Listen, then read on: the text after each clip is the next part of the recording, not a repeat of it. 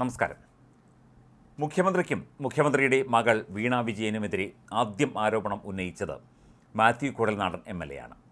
മാസപ്പടി വിവാദത്തിൽ ഈ ഒരു പ്രതിസന്ധികൾക്കും ഒക്കെ തുടക്കം കുറിച്ചത് ഇദ്ദേഹത്തിൻ്റെ അഭിപ്രായ പ്രകടനങ്ങളും ഇദ്ദേഹത്തിൻ്റെ വെളിപ്പെടുത്തലുമാണ്. ഇപ്പോൾ പുതിയ ഒരു ആരോപണവുമായി മുഖ്യമന്ത്രിക്കെതിരെ മാത്യു രംഗത്ത് വന്നിരിക്കുന്നു. കുട്ടനാട്ടിലെ വെള്ളപ്പൊക്കം തടയാനെന്ന പേരിൽ തോട്ടപ്പള്ളി പൊഴിമുഖത്ത് നടന്ന ഖനനം CMRLനെ സഹായിക്കാനായി പിണറായി വിജയൻ ആസൂത്രണം ചെയ്തതാണ് എന്ന് മാത്യു കുഴൽനാടൻ ആരോപിച്ചു. ഇതിനുള്ള പ്രതിഫലമായിട്ടാണ് മുഖ്യമന്ത്രിയുടെ മകൾ വീണ വിജയൻ്റെ എക്സാലോജി കമ്പനിക്ക് മാസം തോറും ലക്ഷങ്ങൾ നൽകിയിരുന്നത് എന്നും അദ്ദേഹം പറഞ്ഞു. കമ്പനി നഷ്ടത്തിലാണെന്നും ഇൽമനൈറ്റ് ലഭ്യമാക്കാൻ മുഖ്യമന്ത്രിയുടെ ഇടപെടൽ തേടിയും 2017 മുഖ്യമന്ത്രിക്ക് CMRL നിവേദനം സമർപ്പിച്ചതായി കുഴൽനാടൻ പറഞ്ഞു. 2017 75 കോടിയുടെ നഷ്ടക്കണക്ക് നിരത്തിയ CMRL മുഖ്യമന്ത്രിയുടെ ഇടപെടലിനെ തുടർന്ന് 4 വർഷത്തിനിടെ 56 കോടിയുടെ ലാഭത്തിൽ എത്തിയെന്നും കുഴൽനാടൻ ആരോപിച്ചു. 2017 ഫെബ്രുവരി 6-ന് CMRLലെ ട്രേഡ് യൂണിയൻ സംഘടനകളുടെ പേരിൽ ലഭിച്ച പരാതിയിൽ നിന്നാണ് അഴിമതിയുടെ തുടക്കം എന്നാണ് മാത്യു കുഴൽനാടൻ വാദിക്കുന്നത്. CMRL നിലനിൽപ്പിനായി പൊരുതുകയാണെന്നും എത്രയും വേഗം ഖനനം തുടങ്ങിയില്ലെങ്കിൽ കമ്പനി അടച്ചുപൂട്ടുമെന്നും ആയിരക്കണക്കിന് തൊഴിലാളികൾ വഴിയാധാരമാകുമെന്നുമാണ് പരാതിയിൽ പറഞ്ഞിരുന്നത്. കേന്ദ്ര പൊതുമേഖലാ സ്ഥാപനമായ IREL ആവശ്യത്തിന് ഇൽമനൈറ്റ് നൽകുന്നില്ലെന്നും അമിത വില ഈടാക്കുന്നു എന്നും പരാതിയിൽ പറഞ്ഞിരുന്നു.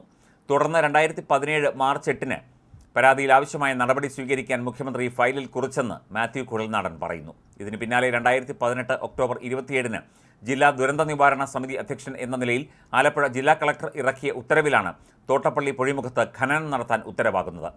കുട്ടനാട്ടിലെ വെള്ളപ്പൊക്കം നിയന്ത്രിക്കാനുള്ള നടപടി എന്ന നിലയിലാണ് ഇത് അവതരിപ്പിക്കപ്പെട്ടത്.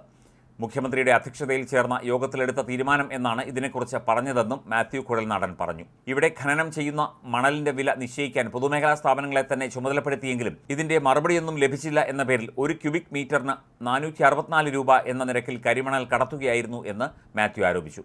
ലക്ഷക്കണക്കിന് ടൺ മണലാണ് ഈ വിധത്തിൽ കടത്തിയത്.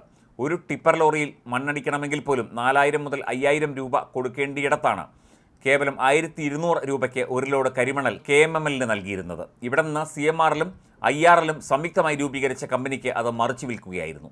കുട്ടനാട്ടിലെ വെള്ളപ്പൊക്കം തടയാനെന്ന പേരിൽ തോട്ടപ്പള്ളിയിൽ ഖനനം നടത്തിയത് സ്വകാര്യ കമ്പനിയെ സഹായിക്കാനായിരുന്നു എന്നും മാത്യു കുഴൽനാടൻ ആരോപിക്കുന്നു.